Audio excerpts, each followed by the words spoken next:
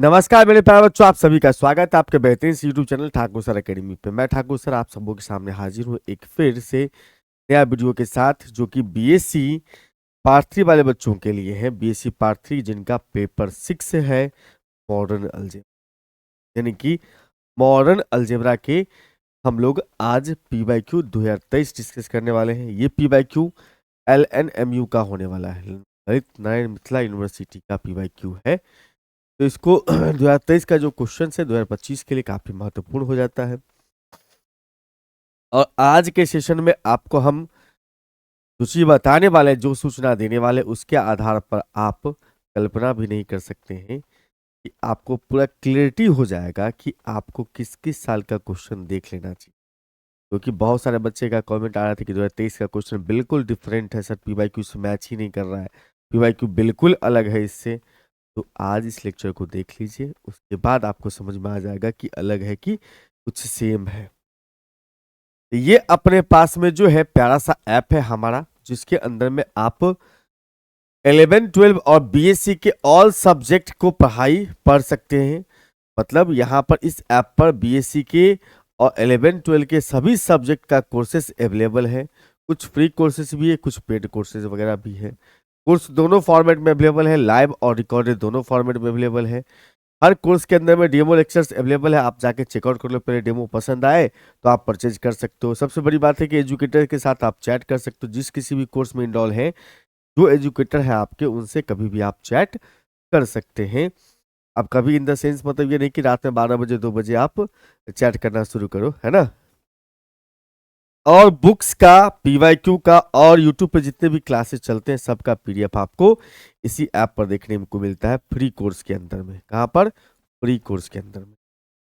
और ये हमारा हेल्पलाइन नंबर है, इस नंबर पर कॉल करके आप किसी भी तरह का जानकारी सूचना प्राप्त कर सकते हैं। ठीक है, चलिए मेरे भाई यहां पर बात करते हैं हम लोग। सबसे पहला क्वेश्चन में, prove that the map defined on the group G, defined on the group जी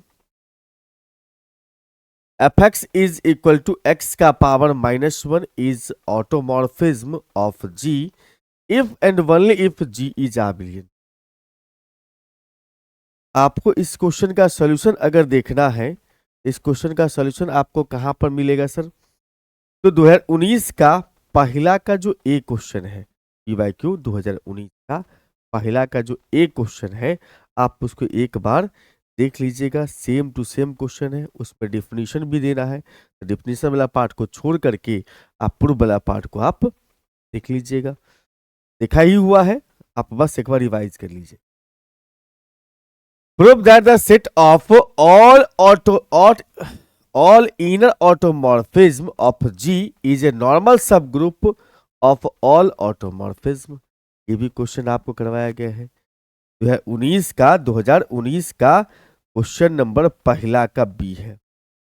अब का है 2019 का पहला का बी है ये क्वेश्चन।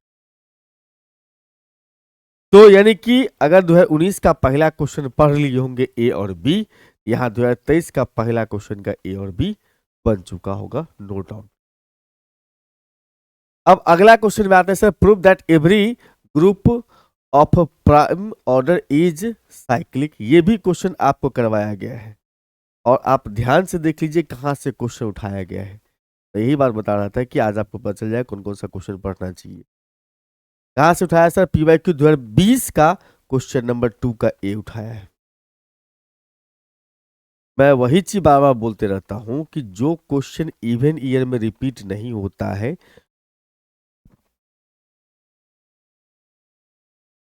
जो क्वेश्चन इवन ईयर में रिपीट नहीं होता है, वो सब वो सब जरूर पढ़िए। इसलिए मैं बोलता हूं हमेशा कि लास्ट ईयर जो है, लास्ट 5 इयर्स का पीवाईक्यू देखा कीजिए। उसमें भी इवन ईयर का ज्यादा महत्वपूर्ण तो नहीं होता है, लेकिन वो क्वेश्चन जरूर देख लीजिए जो 2024 में नहीं पूछा हुआ है। 2025 वाला क्वेश्चन को छोड़कर, 2025 वाला क्वेश्चंस को, 2024 वाला क्वेश्चन को छोड़कर, मतलब 2024 में जो क्वेश्चन पूछा जा चुका है उस क्वेश्चन को छोड़ दीजिए, उस क्वेश्चन को छोड़ करके बाकी जितना इवन ईयर का क्वेश्चन है सबको देख लेना है आपको, लास्ट 5 ईयर का। आपको बिल्कुल आज के सेशन में ये बात क्लियर हो जाएगा, इवन ईयर का भी क्वेश्चन महत्वपूर्ण हो सकता है। और इवन ईयर का क्वेश्चन का सलूशन कहाँ पे मिलेगा? इसी यूट्यूब चैनल पर प्लेलिस्ट खोल लीजिएगा, प्लेलिस्ट में P/Q देखिएगा, बीएससी पार्ट 3 का होगा। उसके अंदर में 2018 से लेकर के 22 तक मैंने पिछला बार करवाया था, 18 से लेकर के 22 तक। इस बार देख लीजिएगा आप, तो 18, 20 और 22 का क्वेश्चन तो आपको पहले से है, और 19, 21, 23 का भी करवा दिए। लास्ट 6 ईयर का क्वेश्चन का सलूशन आपके पास उपलब्ध है, लास्ट 6 ईयर का है आपके पास, तो क्या दिक्कत है देख लेने में? तो देख लीजिएगा, बहुत फायदा मिलेगा। इसका सॉल्यूशन 2020 का P/Q देखिएगा, प्लेलिस्ट बना हुआ है, एक ही प्लेलिस्ट में सभी पेपर का P/Q है, तो ध्यान से देख लीजिएगा।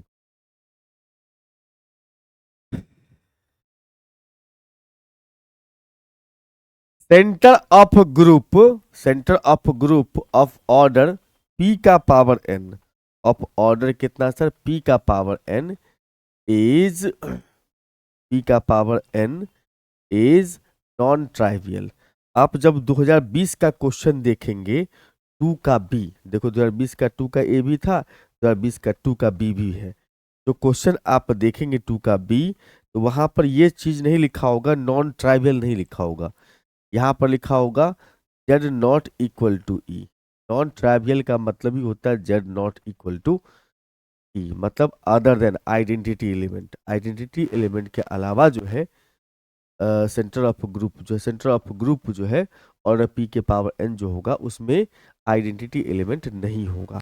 तो क्वेश्चन सेम ही है, बस पूछने के लिए उसने लहजा बदल दिया है। लहजा का मतलब हुआ उसने लैंग्वेज बदल दिया है, क्वेश्चन वही है। तो नॉन ट्राइवियल रहे या Z not equal to E रहे, आपको सेम क्वेश्चन का पैटर्न लेके चल। तो आपका देखिए अभी तक में 2 क्वेश्चन पूरा exactly same to same P/Q से आया, एक ऑड ईयर से, एक इवन ईयर से। अब चलते हैं सर अगले क्वेश्चन की ओर। State and prove Sylow theorem है, साइलो थर्ड थ्योरम लिखा हुआ है, यहाँ पर फर्स्ट सेकंड थर्ड कुछ भी लिखा रहे, आपको सिर्फ साइलो थ्योरम ही लिखना है, साइलो थ्योरम ही लिखना है। State and prove Sylow theorem. ये भी क्वेश्चन आपको 2018 का क्वेश्चन नंबर 3 मिल जाएगा, 2023 का क्वेश्चन नंबर 3 और 2018 का question number 3 same to same है। अब बताओ इवन ईयर का क्वेश्चन फायदेमंद रहेगा कि नहीं? बहुत फायदेमंद रहेगा। बहुत सारे बच्चे हमारे पेड कोर्स के भी और यूट्यूब के बच्चे भी बोल रहे थे सर 2023 का क्वेश्चन बिल्कुल अलग है, बिल्कुल मैच नहीं कर रहा है, आप ढंग से P/Q देखबे नहीं करते हैं बउआ।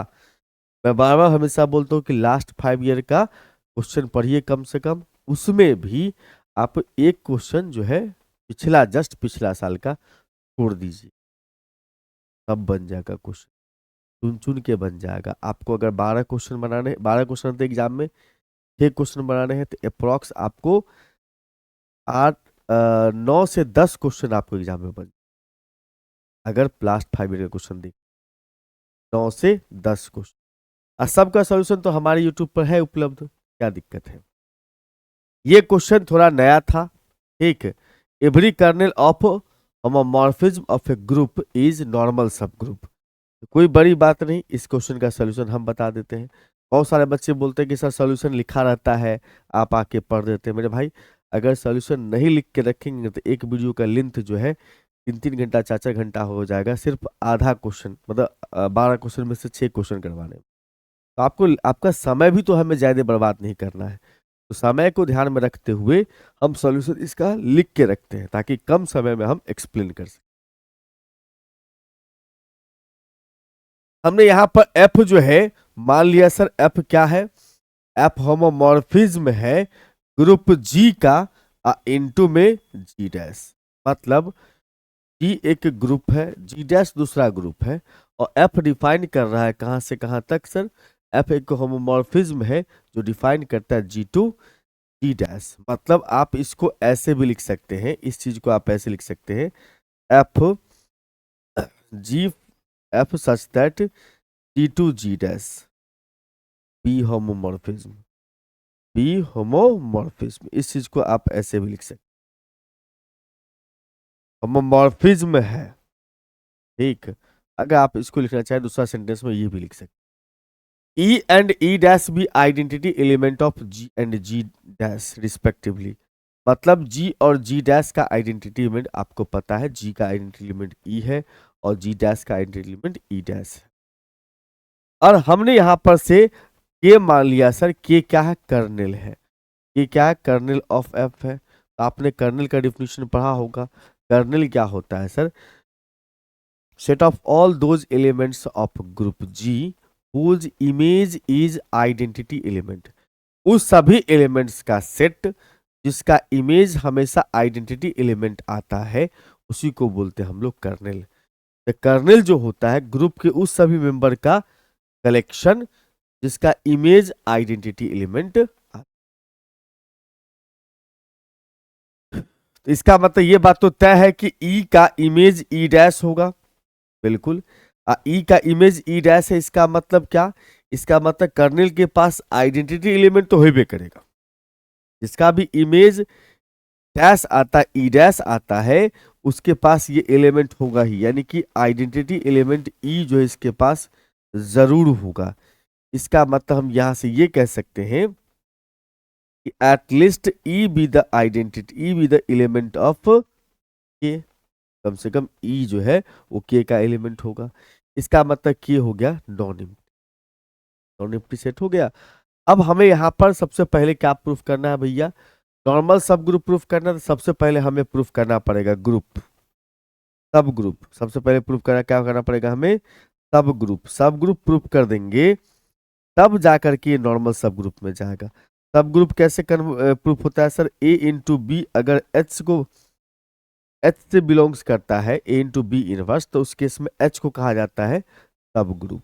और नॉर्मल सब ग्रुप किसको बोलते हैं सर, अगर इसको नॉर्मल सब ग्रुप प्रूफ करना हो एच को, एक एलिमेंट इसका पकड़ो एच, इधर डाल दोगे एक्स इनवर्स, तो इधर डालोगे एक्स, ये बिलोंग्स करता होगा एच से, तो उस केस में ये एच कहलाता है फिर नॉर्मल सब ग्रुप। अतः हमें दो कंडीशन प्रूफ करना है, एक तो ये और दूसरा ये। इसमें जो एक्स है वो जी का मेंबर है, एक्स किसका मेंबर होता है सर, ये दो कंडीशन हमें प्रूफ करना है। ए इंटू, पहले ए इंटू बी का इनवर्स, तो हम दो एलिमेंट लिए के का। अब के का एलिमेंट है तो इसका मतलब इसका इमेज ई डैश होगा, ए का एलिमेंट इसका मतलब इसका इमेज ई डैश होगा, दोनों का, ए और बी का, बिल्कुल सर। और उसके बाद हम लोग एफ के सामने डालेंगे ए इंटू बी का इनवर्स। एफ के सामने क्यों, क्योंकि हमें प्रूफ करना है ये के का मेंबर हो, तो जब के का मेंबर तभी बन पाएगा, ये के का मेंबर तभी बन पाएगा जब इसका इमेज आइडेंटिटी एलिमेंट आ जाएगा, तभी वो के का मेंबर कहलाएगा। इसीलिए एफ के सामने डालो ए इंटू बी का इनवर्स, डाल दिए सर। डालने के बाद आप इसको एफ जो है वो क्या, होमोमॉर्फिज्म है, एफ होमोमॉर्फिज्म है। होमोमॉर्फिज्म का रूल होता है कि जो भी एलिमेंट आप डालोगे उसके सामने में, वो इनटू होगा तो इनटू में अलग अलग, एडिशन होगा तो एडिशन में अलग अलग होगा। हमने दोनों को अलग अलग कर दिया, अलग अलग कर दिया इसका, तो ये भी हम लोग जानते हैं होमोमॉर्फिज्म का ही प्रॉपर्टी होता है, अगर एलिमेंट का इनवर्स होगा तो टोटल का इनवर्स बन जाएगा। ये किसका, होमोमॉर्फिज्म का ही प्रॉपर्टी होता है। इसका मतलब आप कह सकते हैं F A same to same F B का होल इनवर्स। एफ ए का इमेज था ई डैश, और मतलब एफ ए का वैल्यू ई डैश था, एफ बी का वैल्यू भी ई डैश था। ई डैश का इन्वर्स करोगे, आइडेंटिटी एलिमेंट का इन्वर्स करेंगे, आइडेंटिटी एलिमेंट ही आएगा, और आइडेंटिटी को आइडेंटिटी से मल्टीप्लाई करेंगे, आइडेंटिटी रह जाएगा। तो आपने क्या देखा कि इसका इमेज, इस एलिमेंट का इमेज आ रहा आइडेंटिटी एलिमेंट, इसका मतलब समझ जाओ ये के का मेंबर होगा। इसका मेंबर होगा, के का मेंबर होगा। इसका मतलब ए इंटू बी इनवर्स जो है वो के का मेंबर है, इसीलिए के क्या है सर, सब ग्रुप हो गया। ठीक, अब हमें यहां पर से प्रूफ करना है, हमें यहां पर से प्रूफ करना है कि भाई साहब हमें ये प्रूफ करना है कि अब ये नॉर्मल सब ग्रुप बनेगा। तो क्या करेंगे, जी का मेंबर पकड़ लेंगे कोई भी, यहाँ पर हमने जी रखा, आप एक्स भी रख सकते हो, कोई आपत्ति नहीं। और एक मेंबर के का पकड़ लेंगे, तो हमें के को ना प्रूफ करना नॉर्मल सब ग्रुप, हमें दिखाना पड़ेगा। अच्छा, एक बात यह है कि अगर के का मेंबर है, इसका मतलब इसको अगर हम डालेंगे फंक्शन के सामने में, आइडेंटिटी एलिमेंट देगा। क्या देगा? आइडेंटिटी।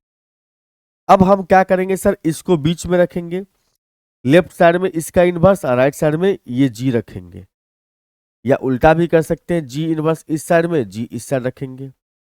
तो हम यहाँ पर क्या करने वाले हैं सर, के राइट में रखेंगे जी इनवर्स, लेफ्ट में रखेंगे जी। उल्टा भी लिख सकते हो, कोई दिक्कत नहीं, जी इनवर्स के इंटू जी, एक ही बात होता है। ये रखेंगे फंक्शन के सामने में। अगर इसका इमेज आइडेंटिटी एलिमेंट आ गया तो मामला खत्म हो गया। इमेज आइडेंटिटी एलिमेंट आ जाए तो के का मेंबर बन जाए। तो हम जानते हैं यहां पर से होमोमॉर्फिज्म के वजह से सभी में अलग अलग बन जाएगा फंक्शन, सब में अलग अलग कर दो। उसके बाद सर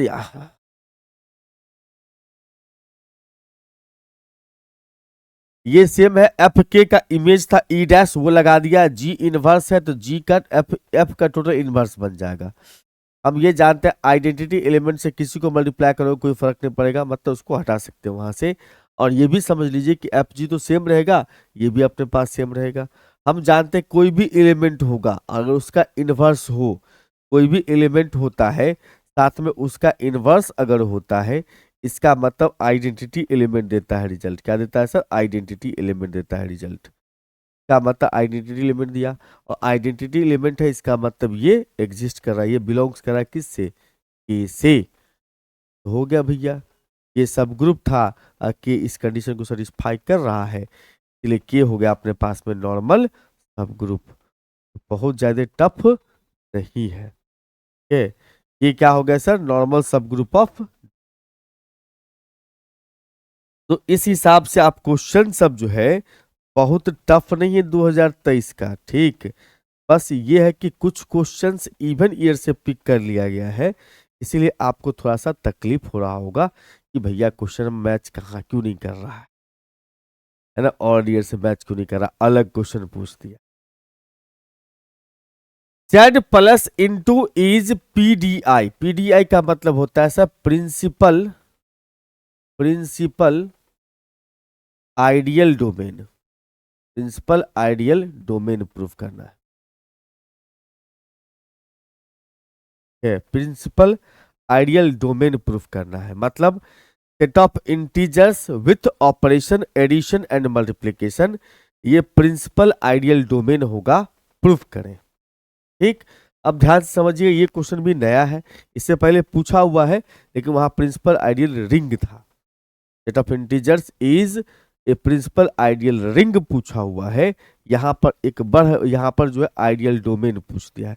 लगभग लगभग प्रूफ सेम ही पैटर्न पर चलता है, थोड़ा सा हल्का सा अंतर आता है। ध्यान से देखिए, हमने मान लिया कि सर जेड एन अच्छा, हम ये जानते हैं कि जेड जो होता है वो एक इंटीग्रल डोमेन होता है, सेट ऑफ इंटीजर्स रिंग भी होता है, set of integers integral domain भी होता है। We know that the Z is an integral domain. हमने मान लिया कि जेड क्या होगा सर? इंटीग्रल डोमेन होगा। और आई जो है वो एक आइडियल है, किसमें सर? जेड में, मतलब आई आइडियल है जेड का। तो आइडियल है इसका मतलब यहाँ पर दो केस बन सकता है, या तो वो सिंगल एलिमेंट से बिलोंग्स करता हो तो वो जीरो हो, मतलब आइडियल जो है वो जीरो एलिमेंट होगा, या नॉन जीरो एलिमेंट होगा। दो केस बन सकता है। अब पहला केस में बात करेंगे जब हमारे पास में आई जो है वो जीरो एलिमेंट हो। अच्छा, आपने पढ़ा होगा प्रिंसिपल आइडियल किसको बोलते हैं सर? प्रिंसिपल आइडियल की बात जहां तक होगी, प्रिंसिपल आइडियल किसको बोलते हैं सर?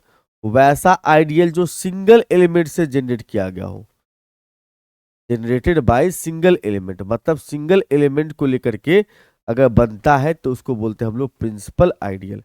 मैं लिख दूं कि याद रहेगा आपको, प्रिंसिपल आइडियल किसको बोलते हैं sir? Generated by single element, generated generated by single element. अगर सिंगल एलिमेंट से जनरेट किया गया होगा कोई भी आइडियल, तो उस केस में कहलाएगा ये, उस केस में कहलाएगा ये principal ideal domain, generated by single element.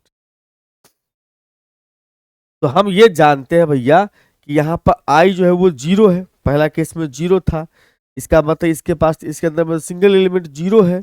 इसका मतलब हम ये कह सकते हैं आई जो है जनरेट हुआ किससे, सिंगल एलिमेंट से। अगर सिंगल एलिमेंट से जनरेट हुआ है इसका मतलब आई जो है वो प्रिंसिपल आइडियल है। तो पहला केस तो बाय डिफिनीशन समझ लो हो गया, ये डिफिनीशन ही है कि वैसा आइडियल जो सिंगल एलिमेंट से जनरेट किया गया हो उसको बोलते हैं हम लोग principal ideal. Principal ideal domain नहीं, प्रिंसिपल आइडियल। ठीक, बहुत बढ़िया। हाँ, अगर आइडियल का एलिमेंट जो एलिमेंट सिंगल एलिमेंट जो है जिससे जनरेट हुआ है ये अगर आइडियल इंटीग्रल डोमेन का मेंबर हो तो उस केस में समझ जाओ कि भैया ये सिंगल एलिमेंट से जनरेट किया गया वो एलिमेंट अगर डोमेन का होगा, इंटीग्रल डोमेन का होगा, तो उस केस में बोलेंगे प्रिंसिपल आइडियल डोमेन। ठीक, चलिए दूसरा केस बनाते हैं सर, जब हमारे पास में आई नॉन जीरो हो। नॉन जीरो का मतलब आई जीरो से जनरेट नहीं हुआ हो। तो हमने कहा कि आई का एक मेंबर लिया ए, और ये ए कैसा है सर, नॉन जीरो एलिमेंट है, मतलब ये जीरो नहीं है, बाकी कोई भी हो सकता है। जीरो वाला केस तो आपने कर दिया। अगर जीरो नहीं है इसका मतलब हम लोग यहां पर ये जानते हैं, वी नो दैट, कि आई प्लस जो होता है वो ग्रुप होता है, इसका group of Z is a group, सब ग्रुप ऑफ जेड। मतलब कि आई प्लस जो होता है यानी कि इंटीग्रल डोमेन एडिशन के रिस्पेक्ट में क्या होता है भैया, सब ग्रुप होता है, क्योंकि सब ग्रुप ही बनता है इंटीग्रल डोमेन, या सबरिंग, सबरिंग बोल लो, सबरिंग बनता है इंटीग्रल डोमेन। ठीक, तो यहाँ पर सबरिंग के अंदर में जो फीचर्स होता है ना वो सब ग्रुप के अंदर में भी होता है। सबरिंग के अंदर में जो फीचर्स होता है वही सब ग्रुप के अंदर में भी फीचर्स होता है। तो इसका मतलब एडिशन के रिस्पेक्ट में आई प्लस जो होता है वो सब रिंग भी होता है और सब ग्रुप भी होता है, तो तनाव लेने की जरूरत नहीं है।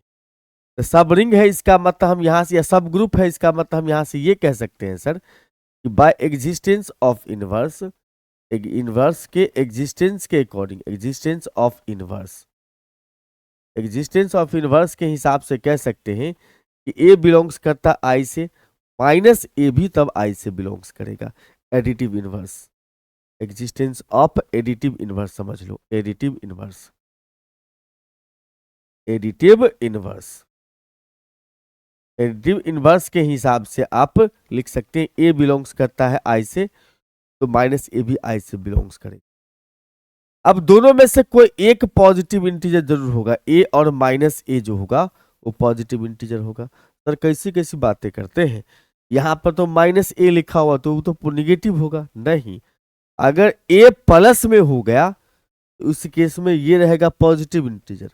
अगर ए माइनस का नंबर है, जीरो को छोड़ कुछ भी ले सकते हो, प्लस और माइनस कोई भी, अगर ये ए माइनस का नंबर है तब ये बन जाएगा पॉजिटिव।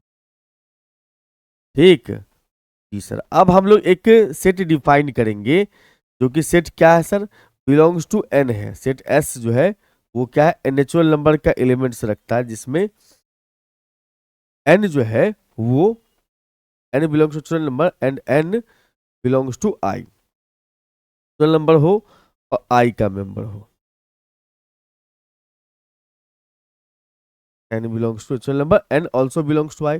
सिंपल बात है, समझो ना कि अगर नेचुरल नंबर कोई पकड़ोगे तो जो पॉजिटिव वाला केस बनता होगा इंटीजर में, जो पॉजिटिव वाला केस बनता होगा वो सारे आ जाएंगे इसके अंदर में, एस के अंदर में। इसका मतलब एस के पास जो है कौन सा नेचुरल नंबर का मेंबर, का मतलब इसी में से जो जो पॉजिटिव वाला बनता होगा सबको इसमें डाल दीजिएगा। इसका मतलब हम ये ऐसा कह सकते हैं कि एस जो होगा वो नॉन इम्पटी होगा, मतलब फाई नहीं आएगा, उसके पास कौन कौन सा मेंबर आ जाएगा सर, इसका पॉजिटिव एलिमेंट सब आ जाए। और ये भी कह सकते हैं कि एस के पास जो भी एलिमेंट आएगा वो सब नेचुरल नंबर आ गया, इसीलिए एस इज सबसेट ऑफ या प्रॉपर सबसेट ऑफ एन बोला जाएगा। ठीक, अब आपने सेट थ्योरी में कभी पढ़ा होगा well ordering principle, well ordering principle, well ordering principle के हिसाब से ये कह सकते हैं कि एस जो होगा, एस हैज स्मॉलेस्ट एलिमेंट, उस स्मॉलेस्ट एलिमेंट का नाम क्या रख लिया सर, एम। एस सबसे छोटा एलिमेंट जो कंटेन करता है उसका नाम रखा एम। एम बिलोंग्स करता है एस से, तो एम जो है स्मॉलेस्ट एलिमेंट ऑफ एस होगा। इसका मतलब ये हुआ कि एस का सबसे छोटा एलिमेंट एम रखा, इसका मतलब जो है एम जो है वो बिलोंग्स करेगा एस से, और एम जो होगा वो सबसे स्मॉलेस्ट एलिमेंट होगा। ये बात तो आप ऊपर भी डायलॉग ही लिखे, बस उसको रिपीट कर दिया हमने थोड़ा सा अलग शब्दों में। अब हमें ये प्रूफ करना है कि आई जो है वो जनरेट किया गया हो किससे, सिंगल एलिमेंट से। सिंगल एलिमेंट क्या है सर, यहाँ पर एम, एम से जनरेट किया गया होगा। दैट इज आई जो है वो ऐसे लिख दिया, ऐसे वाला सेट, ऐसा सेट लिखा हो, इसका मतलब ये कह सकते हैं कि आई जनरेटेड बाय एम। इसका मतलब हुआ आई जनरेटेड बाय एम। ऐसा लिखा हुआ था सेट, और ऐसा लिखा हुआ है तो जनरेट किया गया किससे, एम से। तो हम यहां पर से x मान लिए जो m का मेंबर है, तो हम कह सकते हैं यहां पर से आइडियल है। तो आइडियल का कंडीशन क्या होता है, आइडियल कंडीशन ये होता है कि s अगर आइडियल है तो a बिलोंग्स करता है s से, तो ax और xa दोनों का दोनों s का मेंबर होगा, जहां पर x r से बिलोंग्स कर रहा है तो उस केस में आइडियल बनता है। क्या बनता है सर, आइडियल बनता है। इसका मतलब हम ये कह सकते हैं x अगर m का मेंबर है, i को ही तो m माने है ना, तो m क्या है सर, आइडियल है। आइडियल है, इसका मतलब x बराबर लिखा सकता है r इंटू एम, एक्स बराबर r इंटू एम। आप यहाँ पर m समझ के धोखा मत हो जाना, कि m क्या है सर, i ही है, मतलब आइडियल का ही मेंबर है x। क्या मतलब आप लिख सकते हो x बराबर आर एम। अब ये कह सकते हैं कि सर x s से बिलोंग्स कर रहा था, x जो है यहाँ पर m जो है वो s से बिलोंग्स कर रहा था, और m जो है यहां पर से i से भी बिलोंग्स कर रहा है। m बराबर जनरेट किया गया ना, i जो है जनरेट किया गया किससे, m से। इसका मतलब m i में भी है, m s में भी है। और हम ये जानते हैं कि i का मेंबर और रिंग का मेंबर पकड़ लोगे, मैंने यहाँ पर अभी बता भी दिया था कि i अगर रिंग का मेंबर पकड़ लिया, a बिलोंग्स करता है i से और x बिलोंग्स करता है अगर r से, सपोज कर लो, तो उस केस में ax और xa दोनों बिलोंग्स करेगा i से, तभी ये i कहलाता है आइडियल। क्या कहलाता है सर, आइडियल। क्या कहलाता है यहां पर से, ये आइडियल कहलाता है। अच्छा, तो हम यहां पर से ये कह सकते हैं सर x बिलोंग्स करता है i से और r बिलोंग्स करता है r से, तो उस केस में r इंटू एम जो होगा वो i का मेंबर होगा। बिल्कुल होगा सर। और ये जो r इंटू एम है उसी का नाम क्या, x है, तो x बिलोंग्स करता है m से। और आपने यहाँ पर कहा था कि x जो है वो बिलोंग्स करता है m से, और हमने प्रूफ किया कि x जो ऑल्सो बिलोंग्स टू i। इसका मतलब कि x m में भी है और x किस में, i में भी है। इसका मतलब m जो होगा वो सबसेट हो जाएगा किसका, i का। m जो हो जाएगा वो सबसेट हो जाएगा i का। m is subset of i। ठीक है भाई, हाँ। तो कंफ्यूज मत हो जाना, कभी कभी प्रॉपर सबसेट भी लिखा आता है, इसको सबसेट भी पढ़ते हैं, प्रॉपर सबसेट भी पढ़ते हैं। ऐसे भी लिख सकते हो इसको, ये भी आ सकता है, इसमें भी आ सकता है। ठीक है, प्रॉपर सबसेट, सबसेट एक ही चीज होता है कभी कभी केस में। नॉर्मली बुक्स वगैरह में प्रॉपर सबसेट को सबसेट ही डिनोट करते हैं, प्रॉपर सबसेट को सबसेट ही बोलते हैं। देखो ए अगर सबसेट होता है बी का, तो उस केस में ए का सारा मेंबर बी में हो, और दोनों इक्वल भी हो सकता है। लेकिन यहीं पर ये साइन अगर हटा दिया ना इसमें से, सिर्फ ये लिख दिया, इसका मतलब इक्वल वाला केस नहीं है। लेकिन हमको यहाँ पर इक्वल ही दिखाना है, इसीलिए हम लोग इस इक्वल वाला साइन लेके चलेंगे। अब जो है x कोई एलिमेंट मान लिया i का, आर्बिट्रेरी एलिमेंट है, मतलब एनी एलिमेंट है i का, हमने कंसीडर कर लिया है। x इसका मतलब इंटीजर्स होगा, क्योंकि i जो था वो सबसेट था किसका, z का। अब ये भी था कि m जो है वो पॉजिटिव इंटीजर होगा, तो बाय डिविजन एल्गोरिथम से हम ये लिख सकते हैं q और r जो है दो एलिमेंट एग्जिस्ट करेगा इस प्रकार से कि भैया यहाँ पर से हम लोग कि m से डिवाइड करेंगे x को, तो कोसेंट आएगा q, रिमाइंडर आएगा कितना r। तो हम लिख सकते हैं x बराबर में एम क्यू प्लस में कितना r। रिमाइंडर कभी भी होगा तो 0 से ग्रेटर इक्वल टू होगा, लेस देन कितना होगा, m होगा। इसको मान लो सेकेंड इक्वेशन। अब हमें ये प्रूफ करना है बेसिकली कि r क्या है, एग्जैक्टली जीरो है। r जब एग्जैक्टली जीरो हो जाएगा, इसका मतलब x जो हो जाएगा समथिंग इंटू एम हो जाएगा, समथिंग इंटू एम। इसका मतलब x जो होगा वो जो x होगा वो m से जनरेट किया गया होगा, ऐसा प्रूफ हो जाएगा। हमें यहाँ पर क्लेम करना है कि भैया r जीरो के बराबर है। तो हमने पहले इसमें उसके उल्टा केस ले लिया कि भैया मान लो पॉसिबल है कि आर जीरो के बराबर नहीं है। इसका मतलब आर का वैल्यू कैसा होगा, जीरो से बड़ा होगा, एम से छोटा होगा। जी हाँ। तो हम यहां से ये कह सकते हैं sir R is equal to कितना, यहां से निकालोगे आर का वैल्यू तो from second equation R is equal to X minus M Q लिख सकते हैं सर, बेसिकली एकदम लिख सकते हैं। और m बिलोंग्स करता है आई से, q बिलोंग्स करता है z से, तो m इंटू क्यू जो होगा वो भी i का मेंबर होगा। क्यों सर, क्योंकि आइडियल है। आइडियल है इसका मतलब यहाँ पर से r जो लिखते हो ना रिंग, यहाँ पर z है, z का एलिमेंट इंटू i का एलिमेंट का प्रोडक्ट i में होगा।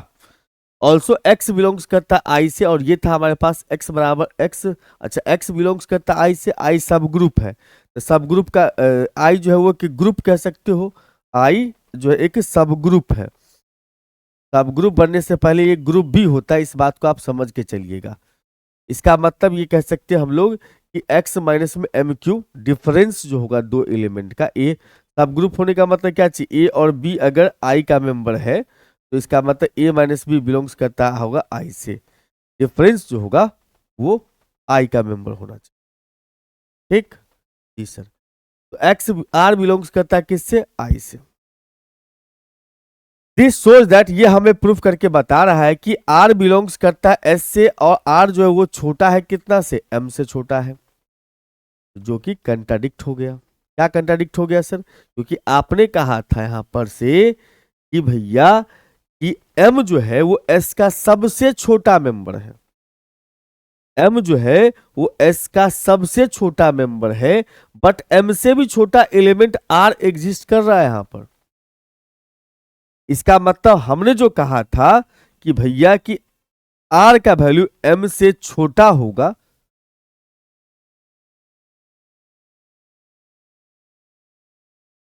हमने जो यहां कहा था कि एम जो होगा, एम क्या है, स्मॉलेस्ट वैल्यू है किसका, एस का। ठीक। बट आपने यहां पर से ये जो कह दिया था कि भाई साहब यहां पर कि आर जीरो नहीं है, वो गलत हो जाएगा, क्योंकि आर अगर जीरो नहीं होगा तो फिर एस का स्मॉलेस्ट एलिमेंट एम नहीं बन पाएगा, इसीलिए आर को मस्ट बी जीरो। इसका मतलब x बराबर हो जाएगा एम क्यू, एक्स बराबर था हमारे पास में एम क्यू प्लस में कितना आर, अब आर जीरो हो गया, मतलब x बराबर हो गया अपने पास एम क्यू। इसका मतलब कह सकते हैं कि x जो है वो जनरेट हुआ किस से, m से, m इंटू समथिंग, इसलिए m से जनरेट हो गया। बिल्कुल सर। x बिलोंग्स करता है i से, x बिलोंग्स करता है m से, तो हम कह सकते हैं इसका मतलब कि i सबसेट हो गया किसका, m का, i सबसेट हो गया किसका, m का। आप देख सकते हो यहां पर से हमने यहां पर लिया था ना कि x बिलोंग्स करता है किससे, i से, x बिलोंग्स करता है i से, और x जो है बिलोंग्स कर गया किससे, m से, जनरेटेड बाय m से। इसका मतलब ये दोनों आपस में क्या हो गया, सबसेट हो गया। अगर ये सबसेट हो गया इसका मतलब ए सब फर्स्ट और थर्ड को देखिएगा, इसका थर्ड नाम रख लीजिए। फर्स्ट में क्या था, फर्स्ट में ये था कि फर्स्ट में ये था हमारे पास में हाँ कि m सबसेट है i का, यहाँ प्रूफ हो गया कि i सबसेट है किसका, m का।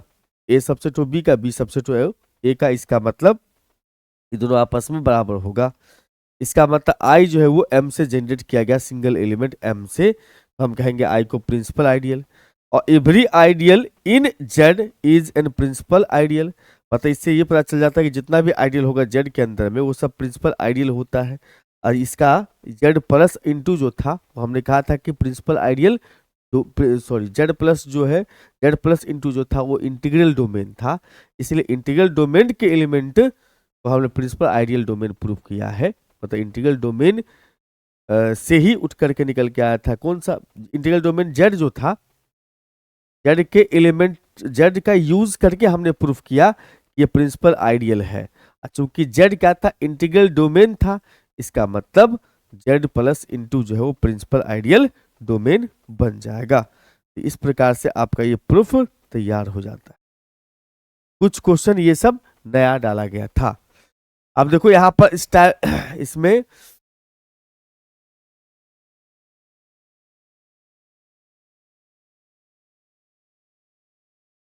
एक गड़बड़ लग रहा है क्वेश्चन,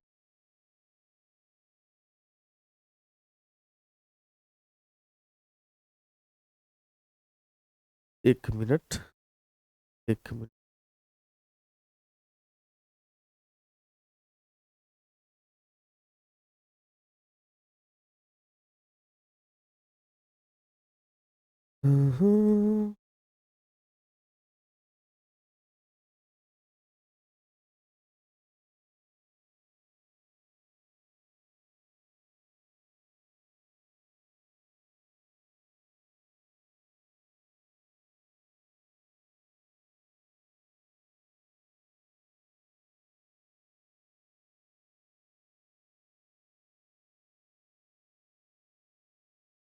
यहाँ इसका नाम गड़बड़ है, वही तो मैं कह रहा हूँ, ये थ्योरम कहाँ से आ गया।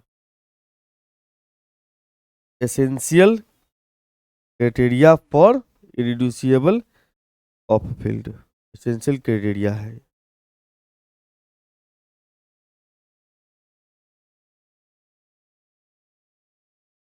Essential criteria.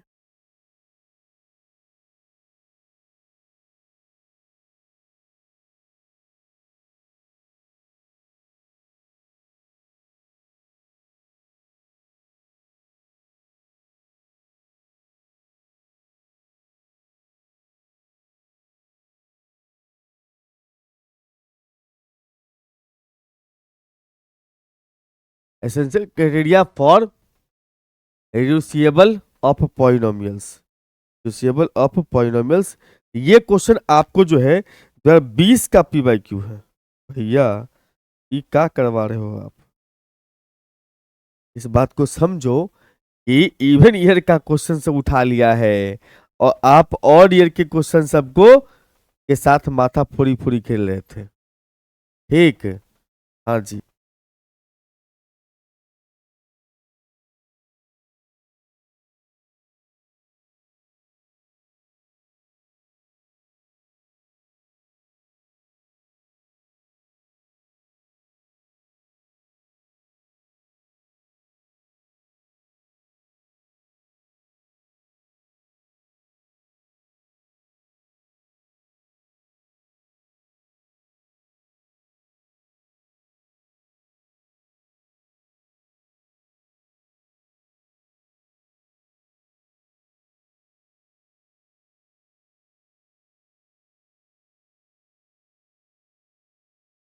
तो यहाँ पर एसेंशियल क्राइटेरिया प्रूफ करना है किस चीज के लिए, फॉर इरिड्यूसिबल ऑफ पॉलिनोमियल्स।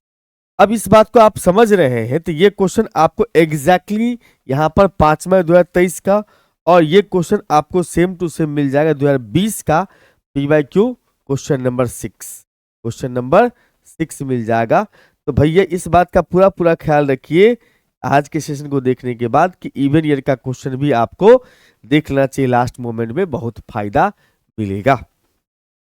अब आते हैं सर अगले क्वेश्चन की ओर जो कि है अपने पास में यहां पर क्या sir, if F is a field, if F is a field, F कोई फील्ड दिया हुआ है तो उस केस में हमको यहां पर प्रूफ करना है कि एफ एक्स, मतलब एफ एक्स बोले तो फील्ड ऑफ पॉलिनोमियल समझो, एफ एक्स का मतलब हो गया field of polynomial is UDI, UDI का मतलब क्या हो गया सर, यूएफडी है, सॉरी यूएफडी का मतलब हुआ unique factorisation domain, unique factorisation domain, unique factorisation domain. तो हमें यहां पर से ये प्रूफ करना है भैया, हमें यहां पर से ये प्रूफ करना है, स्टेट एंड प्रूफ कि भैया एफ एक्स जो है फील्ड ऑफ पॉलिनोमियल जो है वो यूनिक फैक्टराइजेशन डोमेन है। अब देखो इसका इसका जो है इसका सॉल्यूशन आपको एग्जैक्टली किताब वगैरह सब में देखने को नहीं मिलता, बड़ी विधि व्यवस्था के बाद हमने इसका सॉल्यूशन व्यवस्था किया है, तो आप इसको देखिएगा। हमें यहां पर से प्रूफ करना है, to prove that F X is unique factorisation domain, F X जो है क्या है, यूनिक फैक्टराइजेशन डोमेन है, वेयर एफ इज फील्ड, अगर एफ फील्ड है तो we need to prove that, prove two things, मतलब टू थिंग्स बोले तो दो कंडीशन आपको यहां पर प्रूफ करना होगा। मतलब ये अगर आपको प्रूफ करना हो कि एफ एक्स जो है, एफ एक्स जो है, एफ एक्स वो क्या है सर, यूनिक फैक्टराइजेशन डोमेन है, तो उस केस में आपको यहां पर ये प्रूफ करना होगा कि एफ ये दो कंडीशन फुलफिल होना चाहिए। पहला कंडीशन अपने पास में क्या है सर कि एफ एक्स जो है वो इंटीग्रल डोमेन है, पहला कंडीशन ये प्रूफ करना है। दूसरा कंडीशन है कि fx जो है वो क्या होगा, यूनिक फैक्टराइजेशन प्रॉपर्टी को सेटिस्फाई करेगा, यूनिक फैक्टराइजेशन प्रॉपर्टी को सेटिस्फाई करेगा। यानी कि आप अगर fx को ये प्रूफ कर दे कि वो इंटीग्रल डोमेन है और साथ साथ में ये भी प्रूफ कर दे fx कि वो यूनिक फैक्टराइजेशन प्रॉपर्टी को सेटिस्फाई कर रहा है, इसका मतलब fx बन जाएगा अपना यूनिक फैक्टराइजेशन डोमेन। तो सबसे पहले हम यहां पर से ये प्रूफ करने चलेंगे कि fx क्या है। सबसे पहला कंडीशन fx क्या है सर, यूनिक फैक्टराइजेशन डोमेन है, पहले ये प्रूफ करेंगे।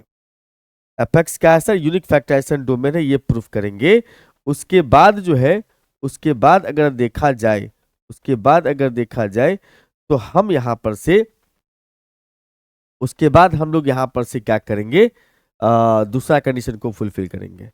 एंड इंटीग्रल डोमेन जो होता है एक क्या होता है sir, commutative ring with non zero divisors. Non zero divisor का डिफिनेशन आपके पास में है कि a इंटू बी जीरो के बराबर अगर है तो उस केस में a और b क्या होगा, जीरो होगा, आइदर a बराबर जीरो और b बराबर जीरो। तो हम यहां पर से ये कह सकते हैं भैया कम्यूटेटिविटी प्रूफ करो। तो fx क्या है, कम्यूटेटिव है, because f is a field. f क्या है सर, फील्ड दिया हुआ अपने पास में, f क्या है सर, एक फील्ड है। इसका मतलब कम्यूटेटिव लॉ को सेटिस्फाई करता होगा एडिशन और मल्टीप्लिकेशन दोनों के ऊपर में। यस सर, इसका मतलब यहाँ पर से, जहां पर फील्ड जो है रेशनल फंक्शंस का है, इसका मतलब हम ये कह सकते हैं यहाँ पर कि f अगर एडिशन और मल्टीप्लिकेशन के रिस्पेक्ट में कम्यूटेटिव लॉ को सेटिस्फाई कर रहा है, इसका मतलब fx भी कम्यूटेटिव लॉ को सेटिस्फाई करेगा। अब उसके बाद सर यहाँ पर नॉन जीरो डिवाइजर्स हम लोग को प्रूफ करना है। तो नॉन जीरो डिवाइजर्स के लिए हम लोग दो रेशनल फंक्शंस कंसीडर करेंगे, एक fx बट्टा gx, दूसरा hx बट्टा में kx। दो रेशनल फंक्शन यहाँ पर से कंसीडर कर लिया, जिसका प्रोडक्ट कितना है, जीरो है। ठीक, हमें ये प्रूफ करना है कि आइदर fx बट्टा gx इज जीरो या hx बट्टा में kx इज जीरो। यहाँ पर fx, gx, hx और kx जो है ये सब fx का मेंबर है। ठीक है भाई, तो इसका हमने कहा कि भैया ऊपर ऊपर का प्रोडक्ट कर लो, नीचे नीचे का प्रोडक्ट कर लो। इसका न्यूमरेटर पार्ट जो fx इंटू hx है, तो ये वाला पार्ट जो है, एंड डिनोमिनेटर पार्ट जो है gx इंटू kx है, इस इक्वेशन का इज इम्प्लाइज। अब देखो यहां पर ये बात जान लो कि भैया जब कभी भी फ्रैक्शन अगर जीरो के बराबर है, इसका मतलब हम ये तो कह सकते हैं ना कि numerator is equal to zero होगा। यस सर, इसका मतलब अगर दो फैक्टर जीरो है, fx into G X zero है, इसका मतलब ये हो सकता है दो फैक्टर का प्रोडक्ट अगर जीरो है, इसका मतलब यहां पर से ये कह सकते हो कि fx और gx दोनों का fx and hx numerator part का प्रोडक्ट जीरो है। ठीक, और fx जो वो इंटीग्रल डोमेन है, इसीलिए fx is equal to zero होगा, hx is equal to zero होगा। ऐसे भी दो फैक्टर का प्रोडक्ट जीरो होगा, इंडिविजुअली दोनों जीरो होता है। ठीक है सर, अब fx बट्टा gx और hx बट्टा में kx जो है वो जीरो के बराबर होगा। अब ये जो है हमने कह दिया कि इसका ये जीरो के बराबर अगर है तो इसके बट्टा में अगर gx लगा देंगे तब भी कोई दिक्कत नहीं, इसके बट्टा में kx लगा देंगे तब भी कोई दिक्कत नहीं। इसका मतलब यहाँ पर से ये कह सकते हैं कि ये प्रोडक्ट अगर जीरो है, इसका ये जो प्रोडक्ट है अपने पास में ये अगर जीरो के बराबर है और जिसमें आइदर fx बराबर और hx बराबर जीरो हो रहा है, विच मीन्स हम ये कह सकते हैं कि fx बट्टा gx, fx को gx से डिवाइड करेंगे और इसके बाद जो है सो hx बट्टा kx जो है वो भी जीरो होगा। आप समझो ना कि दो फैक्टर का प्रोडक्ट जीरो होता है तो दोनों में से कोई एक जीरो ही होता है, fx का मेंबर इसीलिए। अब ये चीज अगर रेशनल फंक्शन में लागू हो जाए, मतलब इसको अगर आप देख रहे हैं ऐसे और ऐसे देख रहे हैं, ये भी एक फंक्शन फैक्टर है, ये भी एक फैक्टर है, तो दोनों फैक्टर का प्रोडक्ट जब जीरो है तो उस केस में आइदर fx बटा gx जीरो होगा, hx बटा kx भी जीरो होगा। इसका मतलब नॉन जीरो डिवाइजर्स जो है fx में एग्जिस्ट कर रहा है। इसीलिए fx जो हो गया अपने पास में, fx क्या बन गया सर, इंटीग्रल डोमेन हो गया है। fx क्या हो गया, इंटीग्रल डोमेन हो चुका है। अब यूनिक फैक्टराइजेशन डोमेन के लिए जो कंडीशन होता है उस पर चलते हैं।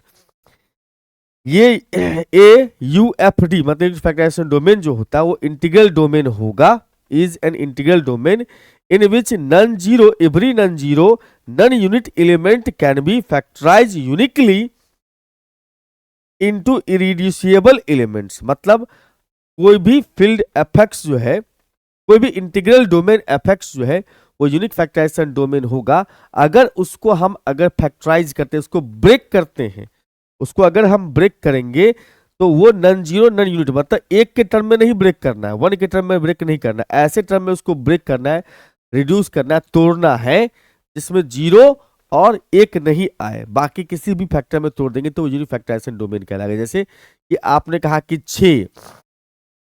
6 को 3 गुना 2 लिख सकते हैं, तो ये सिंगल फैक्टर बन सकता है 6 का, देखो आप सिर्फ ब्रेक कर सकते हो 3 और 2 में, तो ये यूनिक फैक्टर हो गया, ये हो गया यूनिक फैक्टराइजेशन हो गया किसका, 6 का यूनिक फैक्टराइजेशन हो गया। फिर वहीं पर 12 को देखोगे तोड़ करके तो 4 इंटू 3 बनेगा, तो इसको फिर ब्रेक किया जा सकता था, फिर ये यूनिक नहीं हुआ, यूनिक फैक्टराइजेशन में मतलब यूनिक फैक्टर में इसको ब्रेक नहीं कर पाए।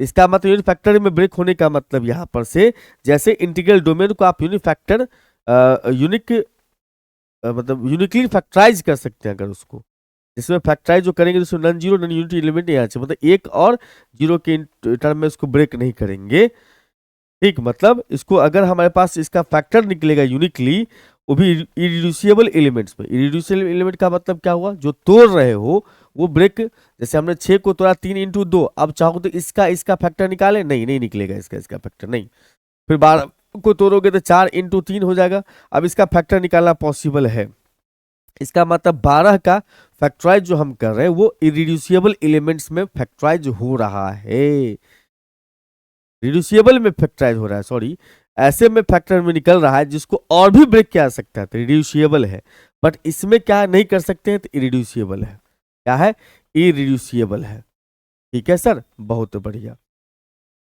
अब बात करते हैं सर यहां पर से कि एग्जिस्टेंस ऑफ फैक्टराइजेशन और यूनिकनेस ऑफ फैक्टराइजेशन, मतलब जो फैक्टर निकलेगा वो फैक्टर एग्जिस्ट कर रहा है वो प्रूफ करेंगे, और उसके साथ साथ में ये प्रूफ करेंगे कि फैक्टर यूनिक है, ठीक। irreducible elements in fx, irreducible element is either non-constant polynomial in fx, since fx is irreducible, ठीक है, fx is since there are irreducible in fx, देखो fx का जो एलिमेंट्स होगा, fx के अंदर में जो फैक्टर निकलेगा या तो वो क्या होगा, या तो वो नॉन कांस्टेंट पॉलिनोमियल होगा, ठीक है, fx का इन fx, या फिर वैसा एलिमेंट होगा जो इस फॉर्म में लिखा गया होगा, इस फॉर्म में fx बट्टा में gx के फॉर्म में, जहां पर fx और gx क्या है, नॉन जीरो पॉलिनोमियल्स है, ये क्या है, नॉन जीरो पॉलिनोमियल्स है। आप यहां पर एक छोटा सेंटेंस जो ये बीच में है इसको आप हटा भी सकते हो, चलेगा, कोई दिक्कत नहीं, तो हटा भी देंगे तो कोई दिक्कत नहीं, ठीक है। यहाँ पर इन fx लिख देते, इन fx, हाँ सर, थोड़ा सा आपको हल्का हो, और एलिमेंट्स इन द फॉर्म, मतलब आप fx को ब्रेक कर सकते हैं, तो वो ब्रेक किस में होगा सर, नॉन कांस्टेंट पॉलिनोमियल या फिर fx बटा gx के फॉर्म में हो, वैसा जिसमें fx और gx जो होगा, fx और gx जो होगा वो नॉन जीरो एलिमेंट होगा, ठीक है सर। और एवरी एलिमेंट इन fx जो है वो रिटर्न किया जा सकता है, लिखा जा सकता है कि इसमें fx बटा gx के फॉर्म में, जहाँ पर fx और gx जो होगा वो fx से ही बिलोंग्स किया जा सकता है, तो fx बटा gx इज नॉट यूनिट, ये सिंगल एलिमेंट नहीं होगा, क्योंकि दोनों का दोनों कांस्टेंट नहीं है, दोनों का दोनों सेम फैक्टर नहीं है, अलग अलग फैक्टर है, सेम होगा तब जाकर के ये यूनिट बन पाएगा, मतलब एक बन जाएगा। यहाँ पर fx और gx जो है वो क्या है, नॉन कांस्टेंट पॉलिनोमियल है अगर, तो इसका मतलब ये कभी भी एक नहीं बन सकता है। We can express fx and gx as the product of irreducible polynomial in fx, हम इसको एक्सप्रेस कर सकते हैं fx और gx को, जो फ्रैक्शन है ना रेशनल फंक्शन, उसको हम ब्रेक कर सकते हैं irreducible polynomials में। Therefore fx जो है, fx बट्टा में gx जो है can be factorise as the product of irreducible element, मतलब हमने fx और gx को हम ब्रेक कर सकते हैं किसके फॉर्म में, इरिड्यूसिबल एलिमेंट इन fx। अब जो ये फैक्टराइज होगा वो यूनिक होगा, इस पर चर्चा होगी, यूनिक फैक्टराइजेशन पर बात करनी है। तो f अपने पास में दिया हुआ था sir field, every element in fx जो है वो क्या होता है, नॉन जीरो होता है, और यूनिट एलिमेंट एग्जिस्ट करता है उसके पास, नॉन जीरो एलिमेंट होता है फील्ड के पास, हाँ sir. Can be factored uniquely as the product of irreducible polynomials, यानी कि एफएक्स का जो एलिमेंट्स होता है उसको हम क्या कर सकते हैं सर, इरेड्यूसिबल फैक्टर्स में फैक्टराइज कर सकते हैं, यूनिक फैक्टर फैक्टराइज कर सकते हैं। The factorisation is unique up to order of factors and multiplication by unit non zero element. मतलब एफएक्स को अगर हम ब्रेक करेंगे तब उसके ब्रेक करने के बाद जो फैक्टर्स आएगा उस फैक्टर को हम यूनिक तभी समझेंगे जब एफएक्स इंटू 1 के फॉर्म में लिखा जा सके। मतलब आपने कहा 6 का फैक्टर निकाला 3 इंटू 2, अब ये यूनिक तभी कहलाएगा जब इस 3 को हम 1 इंटू के फॉर्म में लिख सके तब। मतलब यूनिट एलिमेंट के प्रोडक्ट के फॉर्म में लिख सकते हैं अगर फैक्टर्स के नंबर्स को, यहाँ पर फैक्टर्स पॉलिनोमियल को, तो उस केस में हम कहेंगे वो यूनिक है। If fx and gx are non-zero polynomials, the factorization into irreducible in fx is unique by fundamental theorem of algebra in polynomial। ये थ्योरम आपने पढ़ा होगा, fundamental theorem of algebra in polynomials over field. मतलब polynomials over field जो है वो क्या होता है, हमेशा यूनिक फैक्टराइजेशन डोमेन देता है। इसका मतलब आप यहां से ये कह सकते हैं सर कि for rational functions factorisation into irreducible is also unique. अगर एफएक्स का एलिमेंट अगर इरेड्यूसिबल फैक्टर्स में ब्रेक किया जा सकता है तो रेशनल फंक्शन भी उसको ब्रेक किया जा सकता है, इसमें इरेड्यूसिबल फैक्टर्स में, ठीक है, up to order of factors multiplication by unit element in F. Since the factors fx and gx are polynomials, their uniqueness and the uniqueness of their factorization is preserved। मतलब अगर factorisation unique factorisation contain करता है, polynomials है इसीलिए contain करेगा। इसका मतलब every element in fx has unique factorisation irreducible and this factorization is unique up to order factors। मतलब fx का जो एलिमेंट्स है उसको यूनिक फैक्टराइजेशन में उसको हम ब्रेक कर पा रहे हैं। इसका मतलब fx जो है, since fx is integral domain satisfy the unit factorization property, therefore it follows, या therefore fx is that implies fx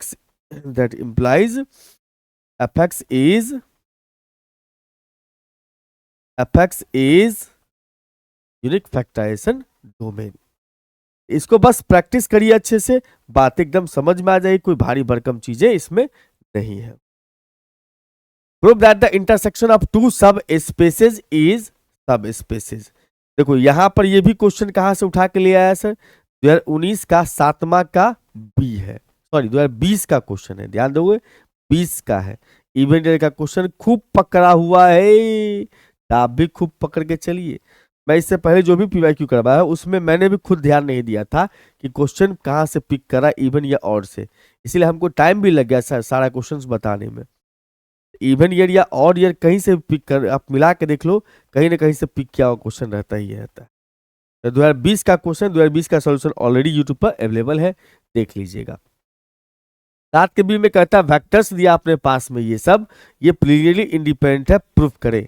linearly independent है, प्रूफ करिए। R3 में 3 वेक्टर इसलिए R3 लिखा, 3 एलिमेंट्स वाला वेक्टर है इसलिए R3 लिखा गया वहां पर। तो देखो यहां पर हम क्या करेंगे, सिंस यहां पर जो वेक्टर्स लिखा हुआ है, वेक्टर्स आर वेक्टर्स 1, ऐसे लिख दो, सिंस 1 -1 एंड 1, उसके बाद 2 0 0 और उसके बाद 0 3 0 बी वेक्टर्स, ये सब क्या है सर, वेक्टर्स हैं, वेक्टर्स इन आर, ये आर के वेक्टर्स हैं, ठीक है भाई। हाँ, अब यहां पर 3 स्केलर कंसीडर कर लेंगे, let a b c are scalars या बी स्केलर्स, ये सब क्या है सर, स्केलर्स है। तो इसका मतलब लीनियर कॉम्बिनेशन जो होता है वेक्टर्स का, 3 वेक्टर है ना, तीनों वेक्टर के लीनियर कॉम्बिनेशन कितना का सम जो है 0 के बराबर। अगर आपको प्रूफ करना हो तो मान लो ax1 है और bx2 है और cx3 जो है, इसका लीनियर कॉम्बिनेशन 0 होगा, लीनियर कॉम्बिनेशन जो होगा 0 के बराबर होगा। इसमें x1 ये है, x2 ये है, x3 ये है। अगर इसमें abc तीनों वैल्यू, abc जो तीनों स्केलर है वो अगर 0 हो गया तो लीनियरली इंडिपेंडेंट कहलाएगा। इसका मतलब यहां से अब डाल दो सभी वेक्टर्स, ये हो जाएगा अपने पास में a into 1 minus 1 and 1, b into अपने पास आएगा 2 0 0 और c इंटू अगर देखा जाए तो 0 3 0 बराबर कितना सर 0। a से मल्टीप्लाई करेंगे तो a माइनस a और a बनेगा, इसमें आ जाएगा सर 2b, बाकी 0 0 ही रहेगा, इसमें 0 और 3c और 0 है। तो ऐसा कह सकते हैं इसका मतलब a प्लस में 2b और उसके बाद प्लस में 0, तो 0 को छोड़ ही दो, फिर उसके बाद माइनस a और 0 और प्लस में 3c, उसके बाद फिर a 0 0 a ही बचेगा सिर्फ। इसको ऐसे भी लिखा जा सकता है। अब इस सभी को अलग अलग सॉल्व करने का कोशिश करिए, सभी 0 के बराबर है, इसका मतलब यहां से कह सकते हैं कि यहां से थर्ड एलिमेंट पहले पकड़ो, पहले थर्ड एलिमेंट ही पकड़ो, ज्यादा इजी है ये। a बराबर 0 हो जाएगा थर्ड एलिमेंट से, a बराबर 0 हो गया। और उसके बाद फर्स्ट एलिमेंट पकड़ेंगे तो फर्स्ट एलिमेंट हमारे पास में a प्लस में 2b is equal to 0। a जब 0 है तो a प्लस में 0 प्लस में लिखोगे 2b बराबर कितना सर 0, तो b का वैल्यू यहां पर से आ जाएगा अपने पास 0। और इसके बाद पकड़ लीजिएगा इसको c वाले को, माइनस में a और प्लस में 3c बराबर 0, इसका मतलब 3c 0 माइनस प्लस में 3c बराबर 0, इसलिए 3c का c हो जाएगा 0। तो आप देख रहे हो यहाँ पर से सिंस a देयरफॉर a बराबर b बराबर c तीनों 0 है, इसका मतलब कह देंगे वेक्टर्स आर देयरफॉर या hence vectors are linearly independent, vectors are linearly independent, linearly independent. ठीक है भाई, लीनियरली इंडिपेंडेंट, LI जिसको बोलते हो शॉर्ट फॉर्म में LI। आगे बढ़िए सर, 8वां क्वेश्चन में if W1 and W2 are subspaces of a finite dimensional vector space then prove that, then लिखा हो इसका मतलब आगे वाला बात प्रूफ करना है, dimension of dim of W1 plus W2 is equal to dimension of W1 plus dimension of W2 minus dimension of intersection. और ये क्वेश्चन भी आपका 2020 PYQ जो आपने पढ़ा उसका 8वां का ए है, यहाँ भी 8वां वहां 8वां का ए पूछा हुआ क्वेश्चन है, एग्जैक्टली सेम क्वेश्चन सब पूछा हुआ है। चलिए sir, state and proof rank nullity theorem, आपको ये क्वेश्चन भी 2020 में मिल जाएगा, इस नाम से नहीं मिलेगा। 2020 का जो क्वेश्चन है, 2020 का जो क्वेश्चन नंबर 9 है, क्वेश्चन जो है वो क्वेश्चन आपका स्टेटमेंट बन जाएगा, क्वेश्चन आपका जो होगा वो इस थ्योरम का स्टेटमेंट बनेगा। ध्यान रखना, क्वेश्चन जो होगा 2020 का जो क्वेश्चन नंबर 9 है, इसमें आपको प्रूफ करना होता है rank plus nullity is equal to में सर आर प्रूफ करना होता है। एक बार चेकआउट कर लेना, मैं बता दूं आपको यहाँ पर 2019 का क्वेश्चन है ये, question number 9 number question, yes हाँ, प्रूफ करना होता है अपने पास में, प्रूफ दैट जो T has nullity N minus R, ये प्रूफ करना होता है। ये आपका जो 2019 का क्वेश्चन है वो क्वेश्चन आपका क्या बन जाएगा स्टेटमेंट, और उसका प्रूफ कर दीजिएगा, काम खत्म। जब भी इसका सॉल्यूशन लिखिएगा तो 2020 का जो क्वेश्चन नंबर 9 है उसको स्टेटमेंट समझ लीजिए। चले आगे, आइजन वैल्यू निकालना है सर इस मैट्रिक्स का, तो हम सबसे पहले क्या करेंगे, मैट्रिक्स का नाम रख लेंगे ए हमारे पास में सर 1 1 1, तब यहां पर लिखेंगे characteristic equation, the characteristic since the characteristic equation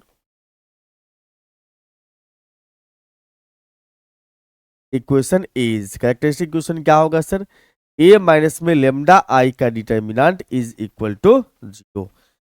अगर आप यहां पर से a माइनस लेमडा आई, तो i जो है अपन लिख देंगे यहां पर, i होता है सर अपने पास में 1 0 0 1, जो लेमडा का वैल्यू आएगा वही लेमडा का वैल्यू क्या कहलाएगा, इसका आइजन वैल्यू। क्या कहलाता है सर, आइजन वैल्यू। तो यहां पर से देखो, इसका मतलब ये हो गया कि आप यहां पर डायगोनल में लेमडा से मल्टीप्लाई करो तो ये लेमडा हो जाएगा, ये भी लेमडा हो जाएगा, घटा दोगे ए में से, तो क्या घटाएंगे सर, घटाएंगे लेमडा। तो डिटर्मिनेंट ऑफ एक माइनस लेमडा, ये रहेगा एक ही, ये रहेगा एक, और ये हो जाएगा अपने पास एक माइनस लेमडा। आप चाहो यहां पर से तो ये लिख भी सकते हो, ए माइनस में लेमडा आई का वैल्यू, यहां से ऐसे करके लिख भी दोगे तो और ज्यादा इंपैक्टफुल बन जाएगा। ए माइनस में लेमडा आई, जिसको बोलते हैं हम लोग कैरेक्टरिस्टिक पॉलिनोमियल, ये हो जाएगा अपने पास में एक एक एक एक, उसके बाद माइनस में लेमडा इंटू 1001।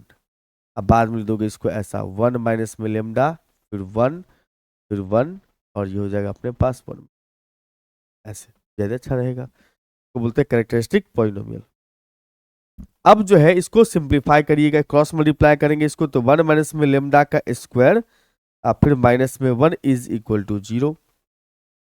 इसका मतलब 1 माइनस है तो 1, अब प्लस में लेमडा स्क्वायर, और फिर उसके बाद minus 2 lambda, minus 1 is equal to 0। यहाँ से 1 1 कैंसिल कर लोगे, हमारे पास लेमडा कॉमन होगा, तो लेमडा लेमडा माइनस 2 बन जाएगा बराबर 0। तो यहाँ पर से लेमडा का वैल्यू आ जाएगा पहला फैक्टर से 0, और दूसरा फैक्टर से निकालोगे, therefore पहला फैक्टर से लेमडा बराबर 0 आ जाएगा, दूसरा फैक्टर अपने पास से लेमडा माइनस में 2 बराबर 0। इसका मतलब लेमडा बराबर हो गया अपने पास 2, तो अपने पास आइजन वैल्यू क्या हो गया, हेंस आइजन वैल्यूज आर क्या क्या बन गया अपने पास, 0 एंड 2। ये हमारा आंसर हो, ठीक है भाई, बहुत शानदार है।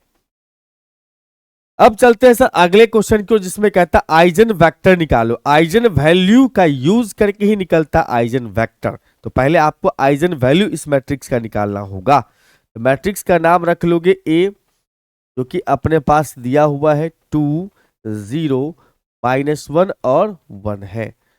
अब यहां पर से सर ए माइनस में लेमडा आई का वैल्यू निकाल लोगे। ए माइनस लेमडा आई का वैल्यू कितना आ जाएगा सर, तो 2 0 -1 1, अब माइनस में लेमडा इंटू 1 0 0 1। हम कह सकते हैं इसका मतलब सर 2 माइनस में लेमडा, ये हो जाएगा 0 -0 तो 0 रह जाएगा, -1 और फिर 0, ऐसे बनेगा -1 और फिर -0, तो ठीक है। और ये हो जाएगा 1 माइनस में लेमडा इज, ये हो गया अपने पास में कैरेक्टरिस्टिक पॉलिनोमियल। अब आइजन वैल्यू निकालेंगे, देयरफॉर या सिंस हम लिखेंगे यहां पर से द कैरेक्टरिस्टिक इक्वेशन इज, क्या होता है सर, ये होता है अपने पास में डिटर्मिनेंट ऑफ ए माइनस में lambda I is equal to 0। तो इसका मतलब ये हो जाएगा अपने पास में 2 माइनस लेमडा 0 -1 और 1 minus lambda is equal to 0। Eigen value eigen vector तो आप पार्ट 1 में ही पढ़े होंगे मैट्रिक्स के अंदर में, ठीक है सर, बहुत बढ़िया। क्रॉस मल्टीप्लाई कर दीजिए इसको, 2 माइनस लेमडा, 2 माइनस में लेमडा का प्रोडक्ट करेंगे हम लोग 1 माइनस लेमडा के साथ, -0 बराबर 0। यहाँ से आ जाएगा अपने पास में 2 माइनस लेमडा और 1 माइनस लेमडा बराबर 0। लेमडा का वैल्यू यहाँ से आ जाएगा 1 सर और 2। ये अपने पास जो आया है यही हमारा आइजन वैल्यू है। तो अगर सवाल कभी एग्जाम में अगर पूछ रहा है उल्टा कर दिया तो घबरा मत जाना, मतलब अगर एग्जाम में बोल दिया इसका आइजन वैल्यू निकालो, उसका आइजन वेक्टर निकालो, तो घबराना मत, ठीक है। अब यहां पर जो है हम लोग आइजन वेक्टर निकालने की बात करेंगे। तो हम लोग दो आइजन वैल्यू है, इसका मतलब 2 आइजन वेक्टर निकलेगा। तो सबसे पहले हम लोग क्या करेंगे, यहां पर से मान लेंगे कि x1 यानी कि x1 मतलब पहला वाला, अगर 2 का मैट्रिक्स है तो 2 एलिमेंट लोगे, x y be the vector, या कॉलम वेक्टर भी लिख सकते हो, कोई दिक्कत नहीं। ये क्या सर, कॉलम वेक्टर है। एक अब वेक्टर, अब यहां पर जो है अपने पास में, इसमें यहां पर ऊपर केस बना देना कि when lambda is equal to में 1 है, दो अलग अलग कंडीशन है, दोनों अलग अलग बात कर, लेमडा इज इक्वल टू 1 है। x1 जो अपने पास में है वो क्या है सर, कॉलम वेक्टर है। ओके सर, तो यहां पर हम लोग क्या करेंगे, वेक्टर इक्वेशन लिखेंगे। Therefore vector equation, vector equation क्या लिखेंगे सर, ए माइनस में लेमडा आई, अब फिर उसके बाद इंटू x1, या x भी लिख सकते हैं कोई दिक्कत नहीं, लेकिन दो है तो हम इसलिए x1 x ले रहे हैं, आप x भी लिखोगे इसको चलेगा, कोई दिक्कत नहीं। आइजन सॉरी वेक्टर का इक्वेशन क्या होता है सर, ए माइनस में लेमडा आई इंटू x1 बराबर 0। लेमडा का वैल्यू 1 पुट करेंगे तो आ जाएगा अपने पास में a माइनस में i इंटू x1 बराबर 0। a में से i घटाओगे, a में से i घटाने का मतलब a में से, या इसी में देखो ना, लेमडा के जगह 1 हो गया तो ये हो जाएगा 1 0 माइनस 1, ये तो है a माइनस लेमडा आई, तो लेमडा के जगह पर 1 हो चुका है तो 1 हो जाएगा, 0 हो जाएगा, माइनस 1 हो जाएगा और 0 हो जाएगा। 1 0 माइनस 1 और उसके बाद फिर 0 इंटू x1 के लिए हम इस्तेमाल करेंगे xy, बराबर हो जाएगा अपने पास 0। ठीक है भाई, तो इसके रो को कॉलम से मल्टीप्लाई करिएगा, रो को कॉलम से मल्टीप्लाई करेंगे तो हमारे पास आ जाएगा सर x इंटू 0, इसका मतलब ये मैट्रिक्स कुछ ऐसा बन जाएगा अपने पास में, x अब प्लस में 0 माइनस x प्लस में 0, यहां पे आ जाएगा अपने पास 0 0। तो ये कह सकते हो इसका मतलब कि x माइनस एक्स, इधर हो जाएगा अपने पास में 0 0। तो ये कह सकते हैं यहां से x बराबर में 0 होगा, और y जो है अपने पास नहीं आया, तो y कोई भी वेक्टर हो सकता है। तो हमने यहां पर से y को कंसीडर कर लिया कि सर y बराबर t है, t पैरामीटर होता है। तो यहां पर से आइजन वेक्टर क्या हो जाएगा सर, आइजन वेक्टर हो जाएगा अपने पास is x1 is equal to में x हो गया 0, ये t हो गया, लेकिन t पैरामीटर को हम लोग हटा के रखते हैं। हटाने का मतलब t का कोई पार्टिकुलर वैल्यू पुट कर लो अपने मन से, चलो हम आसान दिखने के लिए 1 पुट कर देते हैं, तो 0 और 1 हो जाएगा अपने। यहाँ पर t क्या पैरामीटर, कोई भी वेरिएबल हो सकता है। इसका मतलब यहाँ पर से पहला वेक्टर आ गया अपने पास 0 1। अब चलते हैं सर हम लोग दूसरा वेक्टर की दुनिया में। जब लेमडा का वैल्यू कितना आ जाए अपने पास, लेमडा का वैल्यू आ जाए 2, तब दूसरा केस था अपने पास जब लेमडा का वैल्यू कितना हो जाए 2। लेमडा का वैल्यू अगर 2 ले लोगे तो उस केस में हम लोग फिर वेक्टर कंसीडर करेंगे। Let x2 is equal to अपने पास में x y b 2 b column vector, b column vector. इसीलिए यहां पर से लिखोगे वेक्टर इक्वेशन क्या होगा सर, वेक्टर इक्वेशन इज आ जाएगा अपने पास में a माइनस में लेमडा आई इंटू में x2 बराबर कितना है सर, 0। ठीक है ना, बिल्कुल सर। तो हम यहां पर से क्या करेंगे, तब यहां पर से आपको लेमडा के जगह पर 2 पुट कर देना है, यह जगह 0, लेमडा के जगह 2 रख दोगे, इसको एक लाइन लिख देते हैं a माइनस में 2i इंटू x2 बराबर 0। इसका मतलब यहां से अपने पास आ जाएगा, ये हो जाएगा तो 0 0 -1 और -1, ये कह सकते हो अपने पास में 0 0 2 घटाओगे तब मतलब इसके जगह 2, तो 0 0 ये -1 तो अभी करेगा, 2 घट रखेंगे यहाँ पर तो अपने पास -1 आ जाएगा, मतलब -1 आ गया। इधर अपने पास एक्स वाई है बराबर 0। हम कह सकते हैं इसका मतलब कि ये हो जाएगा 0 + 0 -x -y, इधर में अपने पास में 0 0 कॉलम मैट्रिक्स, तो ये कह सकते हो -x -y बराबर 0 हुआ, इसीलिए x बराबर -y हो चुका है। ठीक, अब यहां पर जो है किसी एक को मान लोगे t, मान लिया y इज इक्वल टू में t है, t पैरामीटर है, याद रहे पैरामीटर का मतलब ये कोई भी हो सकता है वैल्यू। इसका मतलब यहां से x बराबर हो जाएगा अपने पास में माइनस में t, इसीलिए आइजन वेक्टर जो हो जाएगा अपने पास में, eigen vector is x2 is equal to में -t और t। और आपको पता है इसको स्मार्ट दिखने के लिए टी के जगह पे कोई पार्टिकुलर वैल्यू पुट कर लो, बट जीरो मत पुट करना। तो 1 जनरली लोग पुट करता है, तो ये हो जाएगा 1, ये हो जाएगा -1 और 1। अब इसमें कई लोग ऐसा भी होता है कि यहाँ पर लिख दिया y बराबर -x, x को t मान लिया तो y -t आ गया, यहाँ पर आ जाएगा फिर 1 और -1। तो घबराना नहीं, रिजल्ट मतलब तभी भी आंसर सही है, वैलिड है, कोई दिक्कत नहीं है। स्वार्ज इनइक्वालिटी, देखो कभी कभी एग्जाम में सिर्फ स्वार्ज लिखा रहता है और कभी कभी आपको कुची स्वार्ज लिखा हुआ, तो कुची स्वार्ज और स्वार्ज दोनों सेम ही है, घबराना नहीं है। ये क्वेश्चन आपको करवाया गया है सर 2019 का पीवाईक्यू देखिएगा, 2019 का पीवाईक्यू 11 का ए और 2023 का question number 11 same to same है, डिट्टो। लेकिन ऐसा देखे हैं कि 2011 का जो 2023 का जो क्वेश्चन है उसमें बहुत सारे क्वेश्चन सिंगल क्वेश्चन में दिया हुआ है, ये बहुत बड़ी खुशी की बात है कि नहीं? जी सर। आइए सर यहाँ पर देखो ये क्वेश्चन फिर आ गया 12 का ए और बी जो है 2 सब मॉड्यूल्स दिया हुआ अपने पास आर मॉड्यूल का, जहां पर with m belong m is subset of A, तो prove that m by A is iso to some quotient group. Iso का मतलब यहाँ पर है आइसोमॉर्फिक से, आइसोमॉर्फिक टू क्वोशेंट ग्रुप। ये क्वेश्चन आपको 2020 का क्वेश्चन देखने को मिलेगा, क्वेश्चन नंबर 12 का ए, जो कि 2023 का 12 का ए है। इवन ईयर महत्वपूर्ण है, दिमाग में सेट कर लीजिएगा।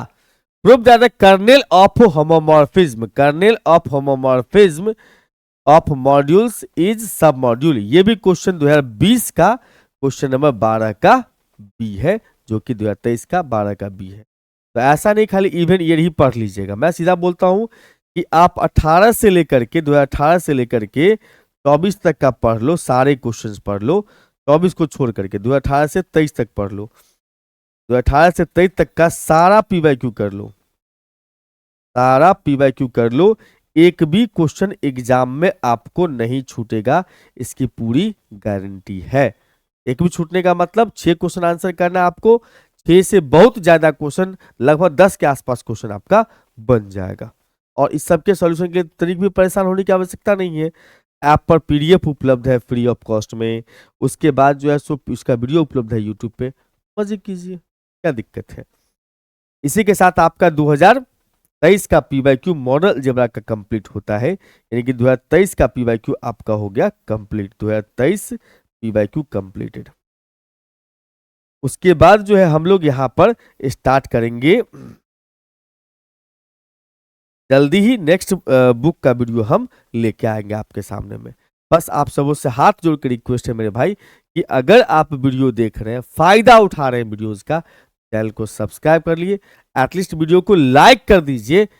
लाइक और सब्सक्राइब करने में दोनों में कोई नुकसान नहीं होता है आपको, ठीक है। वीडियो को लाइक करने में, चैनल को सब्सक्राइब करने में कोई मेहनत का काम नहीं है, बाकी आपकी इच्छा है। हमारा काम है, फर्ज है, हम एक शिक्षक हैं, हमारा फर्ज है कि भाई साहब आपको हम सिखाते चले, बाकी आप अपना फर्ज देखिए, ठीक है। Thank you and bye bye.